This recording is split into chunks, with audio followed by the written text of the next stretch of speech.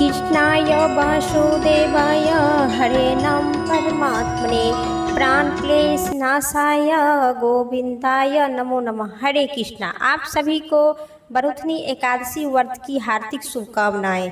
आज वैशाख मास कृष्ण पक्ष में बरुथनी एकादशी व्रत सदा सौभाग्य लाभ की प्राप्ति के लिए है। पाप की हानि होती है। यह समस्त लोगों को भोग और मोक्ष प्रदान करने वाली बरुथनी एकादशी व्रत है, जो राजा माधता और अन्य राजा करके स्वर्ग को प्राप्त हुए थे। तो आज 13 अप्रैल को रखी जाएगी वैशाख मास कृष्ण पक्ष की बरुथनी एकादशी। भगवान श्री कृष्ण कहते हैं कि हे राजन, आज वैशाख कृष्ण पक्ष की एकादशी को बरुथनी एकादशी नाम से प्रसिद्ध है। यह इस लोगों और पर लोगों में सौभाग्य प्रदान करने वाली एकादशी है। बरुथनी के व्रत सदा सौभाग्य लाभ और पाप की हानि होने वाली, यह समस्त लोगों को भोग और मोक्ष प्रदान करने वाली है। बरुथनी एकादशी के व्रत माधता राजा और अन्य राजा अनेक प्रकार के राजा करके स्वर्ग को प्राप्त हुए थे। जो 10,000 वर्ष तक तपस्या करता है, उनके समान ही फल बरुथनी एकादशी भी मनुष्य को प्राप्त कर देते हैं।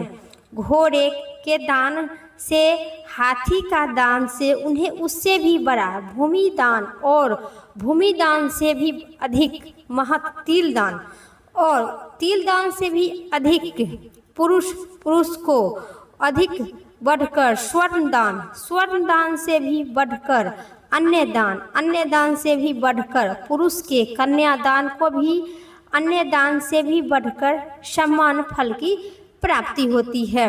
कन्यादान के तुलना से ही धेनु का दान इन सभी दानों से बड़े बड़े विद्वान है, जो मनुष्य बरुथनी एकादशी का व्रत करके विद्वान का भी फल प्राप्त कर लिए थे। जो अपनी शक्ति के अनुसार अन्नपूर्णाओं से विभूतित करके पवित्र भाव से कन्या का दान करता है, उनके पुण्य से संख्या बताने में भी चित्रगुप्त भी असमर्थ है।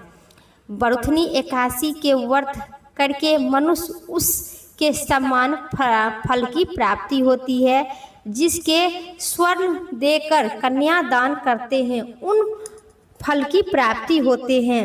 तो आप सभी सच्चे मन से, हृदय के साथ, परिवार में उन्नति के साथ आप इस वैशाख मास के बरुथनी एकादशी व्रत अवश्य करें। इन व्रतों में कुछ चीज़ों को त्याग करना भी विधान है, जैसे कि विधिवत से बरुथनी एकादशी की व्रत की जाती है। रात्रि को जागरण करके जो भगवान मधुसूदन का पूजन करते हैं, वे समस्त पापों से मुक्त होकर परम गति को प्राप्त होते हैं। अतः पाप रूपी मनुष्य को पुण्य प्रलय करके एकादशी का व्रत करना चाहिए। यमराज से डरने वाले मनुष्य आवश्यक ही बरुथनी एकादशी को व्रत करना चाहिए।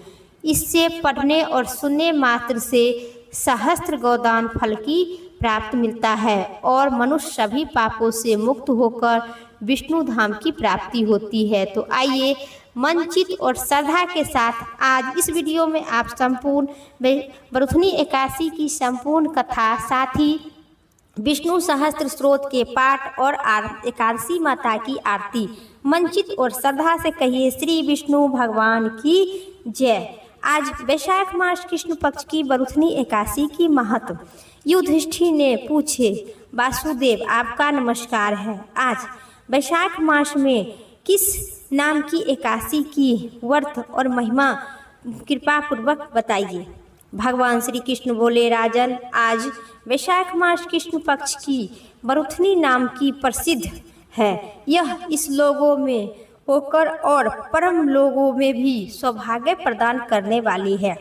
बरुथनी के व्रत से सदा सौभाग्य, संख्यक लाभ और पाप की हानि होती है। यह समस्त लोगों को भोग और मोक्ष प्रदान करने वाली है। एकादशी बरुथनी एकादशी के व्रत माधता तथा ध्रुदुमान इत्यादि अनेक राजा स्वर्ग को प्राप्त हुए थे।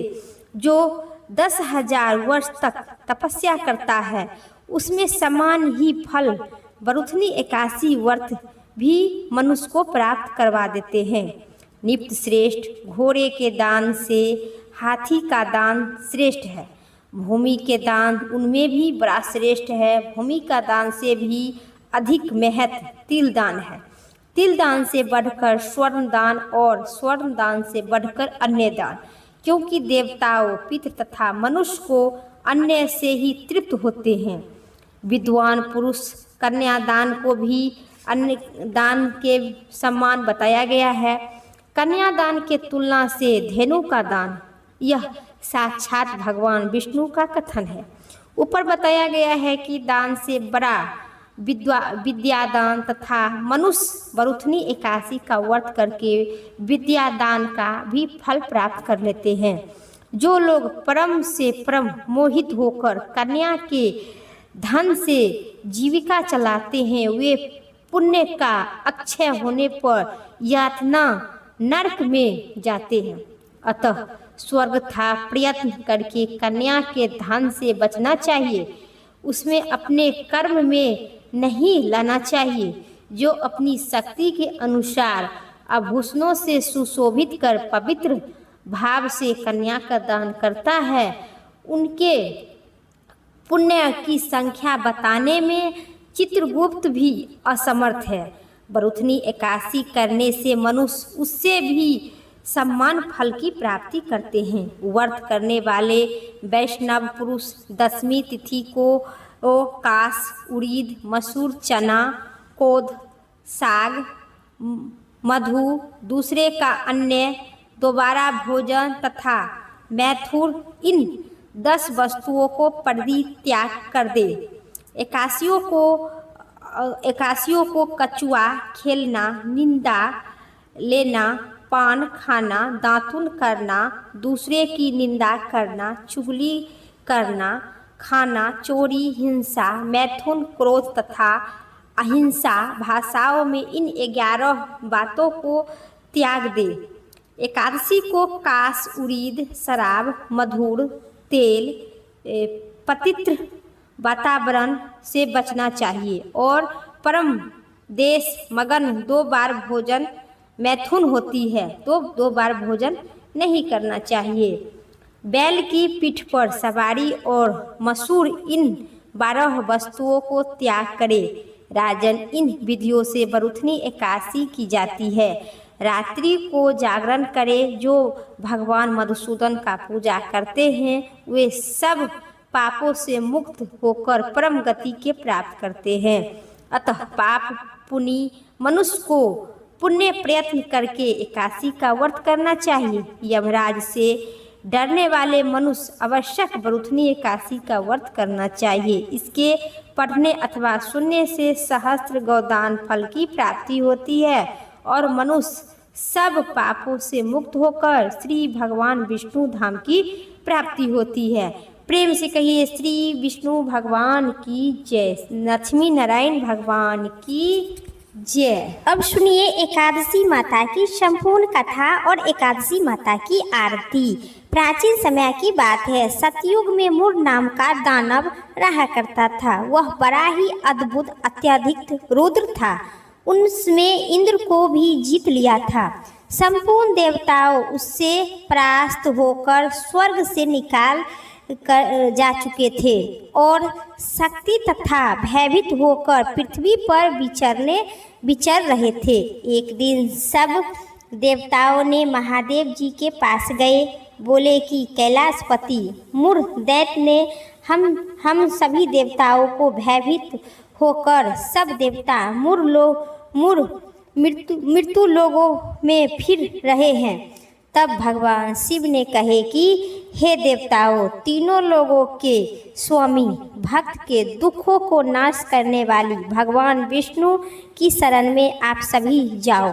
भगवान श्री कृष्ण कहते हैं कि युधिष्ठिर महादेव जी की बात सुनकर परम बुद्धिमान देवराज इंद्र संपूर्ण देवताओं के साथ वहां गए। भगवान श्री हरि क्षीर सागर के जल में सो रहे थे। इंद्र ने हाथ जोड़कर स्तुति आरंभ किए। इंद्र बोले, देवताओं और दानव दोनों ही आपकी वंदना करते हैं। पुंडरीकाक्ष, संपूर्ण देवताओं मुर नाम का दानव से भयभीत होकर आपकी शरण में आए हैं। आप इंद्र की बात सुनकर भगवान विष्णु बोले, इंद्रराज, जिसमें सब देवताओं को जीत लिया है, उनका नाम क्या है? उसमें कितने बल है और किसके आश्रय से तथा उसका स्थान कहाँ है? यह सब मुझे कहिए। यह सुनकर इंद्र बोले, भगवान इंद्र बोले, देवर्षि, पूर्व काल में ब्रह्मा जी वैश में तांदूर नाम का एक महान असुर उत्पन्न हुआ था, जो बहुत भयंकर था। उनका पुत्र मुर दानव के नाम से विख्यात हुआ। चंद्रवती नाम के प्रसिद्ध एक नगरी है, उसी में स्थान बनाकर वह मुर दैत्य निवास करता है, जिसकी वजह से हम सभी को देवताओं को स्वर्ग से बाहर कर चुका है। इंद्र के बात सुनकर उनके किसी और इंद्र के स्वर्ग को सिंहासन पर बैठ गया है। अग्नि, चंद्रमा, सूर्य, वायु तथा वरुण भी उनमें दूसरे बनाए थे। देवताओं को तो उससे हर जगह से वर्जित कर दिया है। इंद्र का कथन सुनकर भगवान जगन्नाथ को बड़ा क्रोध हुआ। यह वचन सुनकर भगवान विष्णु ने कहे कि देवताओं में शीघ्र ही उनका संहार करूँगा, तुम चंद्रवती नगरी जाओ। श्री विष्णु भगवान ने अपने दिव्य बाणों से समान आए दानवों को मारना शुरू कर दिए। श्री भगवान विष्णु ने दैत्य सेना पर चक्र का प्रहार किए। उससे छिन्न भिन्न होकर सैकड़ों योद्धा काल मुख में चल गया। केवल मुर बच गया था। वह भगवान के साथ युद्ध करता रहा। भगवान श्री विष्णु ने जोर जोर से तिरछी बाण चलाते रहे, लेकिन उसका सिद्ध होते रहा। उसका शरीर छिन्न भिन्न हो गया, लेकिन वह ललकारता हुआ युद्ध करता रहा।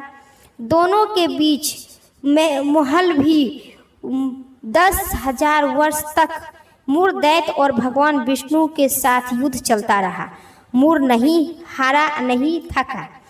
भगवान बद्रीनाथ के आश्रम में चल गए। वहाँ हेमावती नाम का सुंदर गुफा, उसमें जाकर विश्राम करने के लिए भगवान उनके अंदर प्रवेश कर गए। भगवान विष्णु वहाँ गुफा 1200 योजन लंबी और उसका एक ही द्वार था।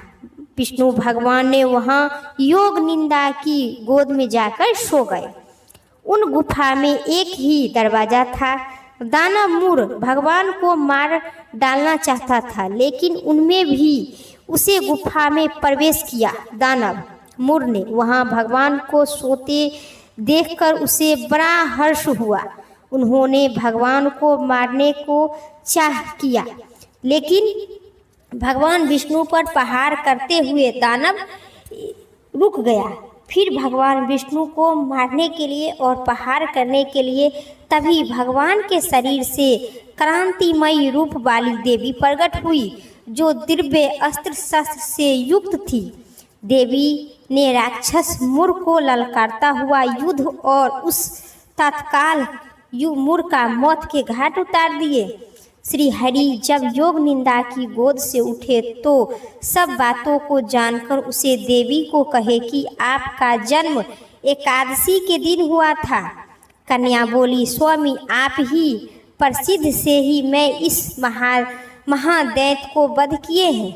श्री भगवान ने कहे कि कल्याणमयी, तुम्हारे इस कर्म से तीनों लोगों के मुनि और देवताओं अग्नि हुए हैं, अतः मुझे कोई वर मांगो।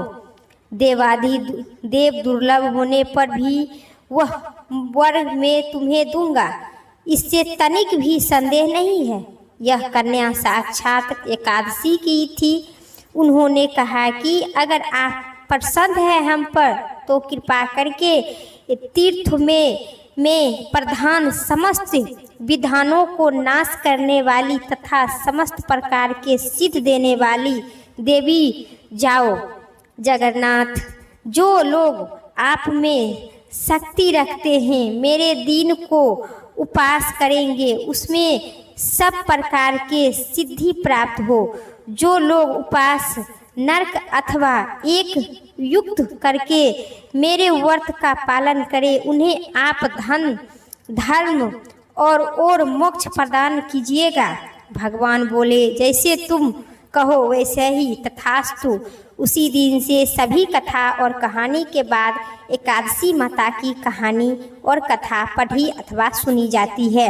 इस कथा को पढ़ने से आपकी संपूर्ण कथा की प्राप्ति होगी और एकादशी व्रत करने की प्राप्ति होगी। तो प्रेम से कहिए एकादशी माता की जय, श्री विष्णु भगवान की जय।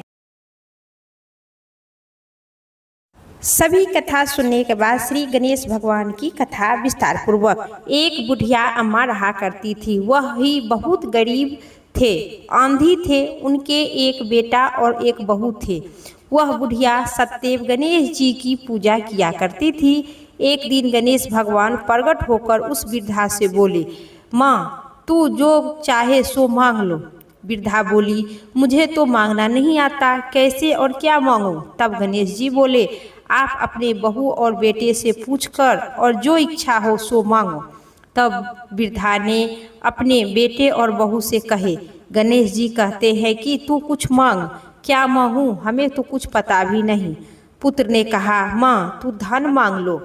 बहू ने पूछा तो बहू बोली, माताजी आप नाती या पोते मांग लीजिए। तब बुढ़िया ने सोचा कि ये तो सभी अपने अपने मतलब की बात कह रही है। अतः उस बुढ़िया ने अपने पड़ोसन से पूछी तो पड़ोसन ने उन्होंने कहा कि बुढ़िया अम्मा तू क्यों नाती या पोते मांगेगी, क्यों धन मांगेगी? तू अपने नाती पोती, तू अपनी आँख की रोशनी मांग लो, जिससे तेरी जिंदगी आराम से कट जाएगी। इस पर बुढ़िया बोली, यदि तो सोच रही थी सही बात है, ये तो अपने अपने मतलब के लिए सभी बहू और बेटे कह रहे हैं। इस पर बुढ़िया अम्मा सोचने लगी, जो क्या मांगूं क्या नहीं मांगूं। फिर दूसरे दिन भगवान गणेश जी आए और बुढ़िया अम्मा से बोले, बुढ़िया अम्मा तू बोलो क्या पसंद है तो कुछ मांगो। तब इस बुढ़िया बोली, यदि गणेश भगवान आप मुझ पर प्रसन्न है तो मुझे 9 करोड़ की माया दो, निरोगी काया दो, अमर सुहाग दो, आँख की रोशनी दो, नाती दो, पोते दो, सब परिवार दो, सुख समृद्धि, अंत में मोक्ष दो। यह सुनकर गणेश जी बोले, बुढ़िया माँ तू तो हमें ठग लिए। फिर भी जो तू कुछ मांगा वह वचन के अनुसार तुझे सब कुछ मिलेगा। और यह कहकर गणेश भगवान वहाँ से अंतर्ध्यान हो गए। उस बुढ़िया माँ ने जो कुछ भगवान गणेश जी से मांगे थे वह सभी भगवान गणेश जी महाराज वैसे ही सभी बुढ़िया माँ को दिए। हे भगवान गणेश जी जैसे उस बुढ़िया अम्मा को दिए उसी ही सभी को कहानी सुनने और हुंकार भरने वाले को सभी को देना। श्री गणेश जी भगवान की जय। अब सुनिए लपसी तपसी की कथा विस्तार से।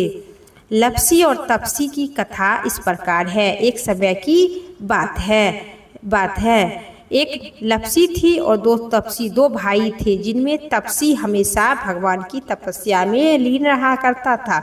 वही लपसी हमेशा प्रत्येक दिन सवा सेर के लपसी बनाकर भगवान को भोग लगाकर स्वयं खाता था। एक दिन किसी कारण दोनों भाइयों में लड़ाई हो गया। तपसी ने कहा मैं बड़ा हूँ, लपसी ने मैं बड़ा हूँ। दोनों लड़ रहे थे।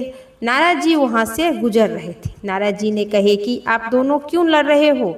तब दोनों अपनी अपनी समस्याओं को बताए तो कहने लगे, नारद जी आप ही कहिए हम दोनों में से कौन बड़ा है?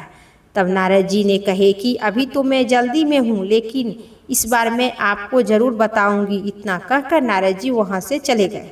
दूसरे दिन जब नारद जी आए तो उन्होंने एक एक कीमती अंगूठी उन दोनों के आगे रख दिए। तपसी ने तुरंत ही अंगूठी को अपने घुटने के नीचे छिपा ली और सोचने लगा कि अब मुझे खूब धन मिलेगा, जिससे मैं यश करूंगी और अपने आप को बड़ा हो जाऊंगी।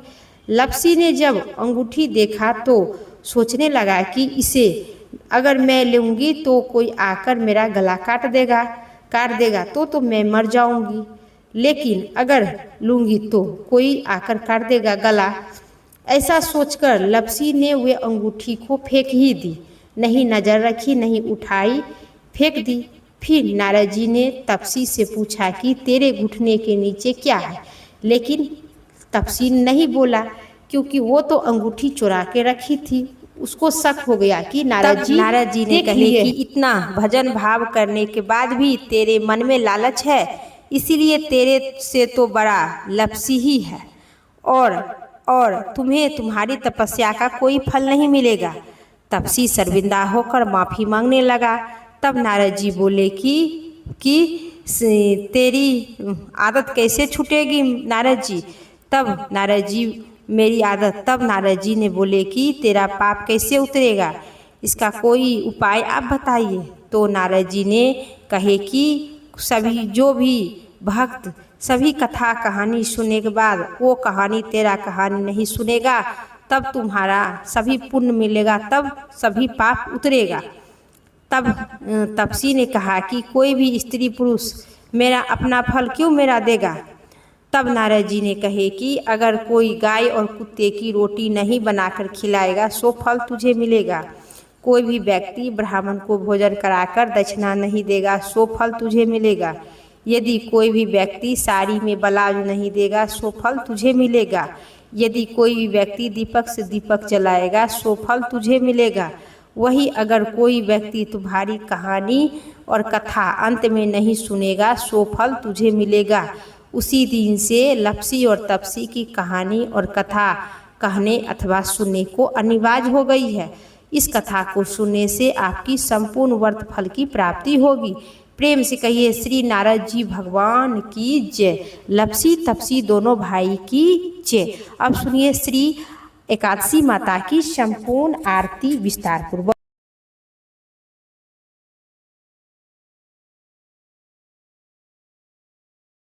ओम जय एकादशी माता, जय जय एकादशी माता। विष्णु पूजा व्रत को धारणी करी, विष्णु पूजा व्रत को धारणी करी, शक्ति मुक्ति पाता। ओम जय एकादशी माता, तेरे नाम गिनाऊं देवी, भक्ति प्रदान करिनी, गण गौरव की देनी माता, शास्त्रों में वर्णी। ओम जय एकादशी माता, मार्गशीर्ष के कृष्ण पक्ष की उत्पन्ना, विस्तारी जन्मी, शुक्ल पक्ष में होए मोक्षदा, मुक्तदाता बनी आई। ओम जय एकादशी माता, जय जय एकादशी माता।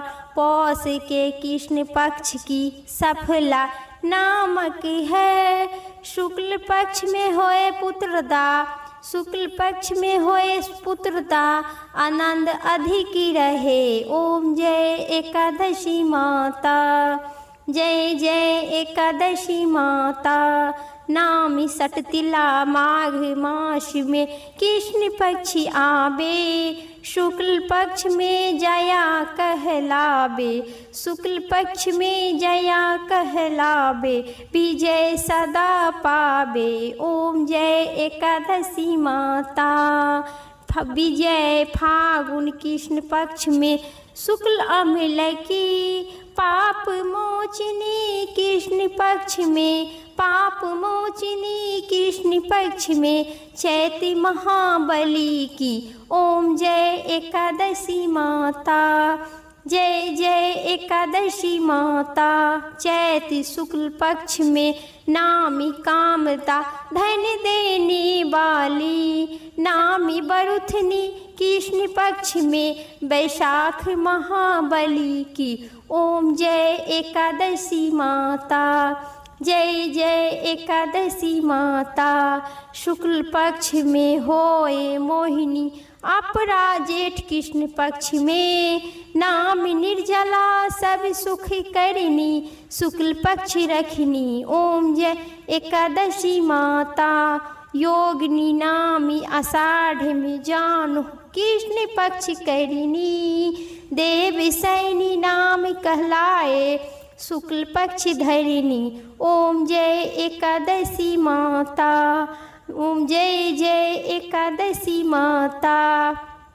कामिका सावन मास में आवे कृष्ण पक्ष कहिए सावन शुक्ला होए सावन शुक्ला होए पवित्रता आनंद से रहिए। ओम जय एकादशी माता। अजा भाद्रपद कृष्ण पक्ष की परिवर्तिनी शुक्ला इंदिरा आसीन कृष्ण पक्ष में भव से वर्त से भव सागर निकला। ओम जय एकादशी माता। पाप कुशा है शुक्ल पक्ष में आप हर निहारी। रमा मास कार्तिक में आवे सुखदायक भारी। ओम जय एकादशी माता। देव उठनी शुक्ल पक्ष की दुख नाशक मैया पावन मास में करू विनती पार करो नैया। ओम जय एकादशी माता। परिमा कृष्ण पक्ष में होती जन मंगल करिनी शुक्ल मास में होए पदवर्तनी दुख दरिद्रता हरिनी। ओम जय एकादशी माता। जय जय एकादशी माता। जो कोई आरती एकादशी की भक्ति हिति गावे जो कोई एकादशी आरती भक्ति हिति गावे। ओम जय एकादशी माता। जैन गुरुता स्वर्ग का वह निश्चय पावे जैन गुरुता स्वर्ग का वास वह निश्चय पावे। ओम जय एकादशी माता। जय जय एकादशी माता। ओम जय एकादशी माता। प्रेम से कहिए श्री विष्णु भगवान की जय। एकादशी माता की जय। प्रेम से कहिए श्री विष्णु नारायण भगवान की जय। आज की कथा और आरती आप सभी को पसंद आई तो वीडियो के एक लाइक करना मत भूलिएगा और चैनल पर नई है तो सब्सक्राइब जरूर कीजिएगा। कमेंट बॉक्स में एकादशी माता की जय जरूर लिखिएगा। प्रेम से बोलिए श्री विष्णु भगवान और माता लक्ष्मी की जय।